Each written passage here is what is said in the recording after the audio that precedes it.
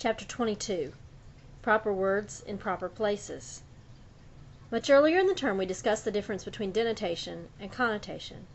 We said that denotation is the dictionary meaning, or what everyone thinks of when they hear the word, whereas the connotation is the implied meaning, or the image that someone sees in their head when they hear or read the word. Here's an example that I like to use to illustrate the point. All three of these words, drunk, smashed, and tipsy, have the same meaning. The mind has been influenced by the consumption of too much alcohol. What we find, though, is that the types of people that we associate with these words, as well as the degree of severity of the impairment or consumption, may also differ greatly. Who would be more likely to be tipsy? Typically we think of these as women, usually older, like a grandmother figure. Little to no personal or property damage is committed by someone who's tipsy. College students and younger men are more likely to be referred to as smashed, also implying a more rowdy nature, whereas we may consider drunk to refer to someone who stumbles around, is out on the streets, or cannot speak coherently.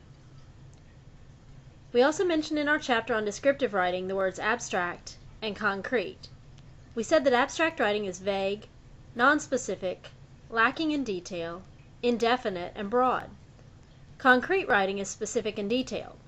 Readers prefer the more concrete writing as it keeps their attention and does not set their minds off on a tangent. The best way to make sure that your writing has left out abstractions is to make sure that it includes the specific details. As it says here, student writing could be vastly improved if more attention were paid to eliminating excessive abstractions and adding specific details. Never say anything, especially on paper, that you cannot back up in full by other sources and detail. Be specific and supported. If you attempt to do so, you will likely be the one ending up looking silly, unversed, and possibly even unintelligent.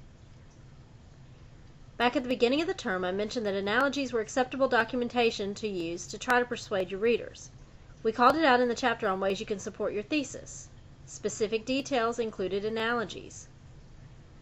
When you make comparisons, however, remember that they can enhance your paper, but they should not be used as a substitute for good research and reporting. In addition, you must make sure that you do not use too many of them, and that you do not use the old ones that have now become outdated. Finally, remember that within reason, the more specific you are, the better it will be for your readers. Common sense is that little guide that will help you know when too much is too much. This chapter in particular has many exercises that, when you do them, will help you with the questions on the final test. Please take note of them, work on them, and if you have questions, email them to me.